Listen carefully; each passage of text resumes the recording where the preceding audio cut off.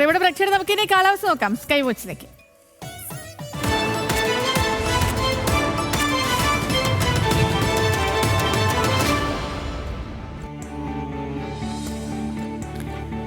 ബംഗാൾ ഉൾക്കടലിൽ രൂപപ്പെട്ട ന്യൂനമർദ്ദത്തിന്റെ സ്വാധീനം കൊണ്ട് തന്നെ സംസ്ഥാനത്ത് മഴ തുടരുന്നുണ്ട്.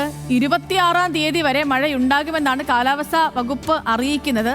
സംസ്ഥാനത്തെ ഇന്നത്തെ കാലാവസ്ഥ പരിശോധിച്ചാൽ മഴയുള്ളൊരു ദിവസമാണ് ഇന്നും. പുതിയ കാലാവസ്ഥ അപ്ഡേറ്റ് അനുസരിച്ച് 5 ജില്ലകളിൽ മഴയുണ്ടാകുമെന്നാണ് പ്രവചനം. നമ്മുടെ സാധാരണ നമ്മുടെ ഈ മാപ്പ് ഈ കഴിഞ്ഞ കുറേ നാളുകളായിട്ട് പച്ച മാത്രമായിരുന്നു. പക്ഷേ ഇന്നിപ്പോൾ നോക്കി, ഇന്നലെ 3 മഴ മുന്നറിയിപ്പെങ്കിൽ ഇന്നിപ്പോൾ 5 നമുക്ക് മഞ്ഞ മുന്നറിയിപ്പുകൾ, മഞ്ഞ അലേർട്ടുകൾ കാണാം.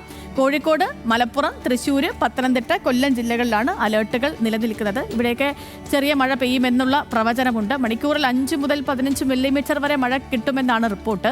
മുന്നറിയിപ്പുണ്ടെങ്കിലും ആശങ്കപ്പെടേണ്ട സാഹചര്യമൊന്നും നിലവിലില്ല. പക്ഷേ എങ്കിലും ജാഗ്രത പാലിക്കണമെന്ന് ജില്ലാ ഭരണകൂടങ്ങൾ അറിയിക്കുന്നുണ്ട്. സംസ്ഥാനത്ത് ഇടിമിന്നൽ മുന്നറിയിപ്പ് നിലനിൽക്കുന്നുണ്ട്. മഴയുള്ള ജില്ലകളിൽ ഇടിമിന്നൽ ജാഗ്രതയും പാലിക്കണം. കേരള തീരത്ത് മണിക്കൂറിൽ 40 കിലോമീറ്റർ വരെ വേഗത്തിൽ കാറ്റ് വീശാൻ സാധ്യതയുള്ളതുകൊണ്ട് തന്നെ തീരദേശത്തുള്ളവരും മത്സ്യബന്ധനത്തിന് പോകുന്നവരും ജാഗ്രത പാലിക്കണമെന്നും അറിയിപ്പുണ്ട്. അതേസമയം തന്നെ കഴിഞ്ഞ ദിവസം മത്സ്യബന്ധനത്തിന് വിലക്ക് ഏർപ്പെടുത്തിയിരുന്നുവെങ്കിലും ഇന്ന് വിലക്കില്ല എന്നൊരു അറിയിപ്പ് കൂടെ ഉണ്ട് കേട്ടോ. ഇനി ജില്ലകളിലെ താപനില കൂടി നോക്കാം. തിരുവനന്തപുരത്ത് ഉയർന്ന താപനില 33 ഡിഗ്രി സെൽഷ്യസ് ആണ്.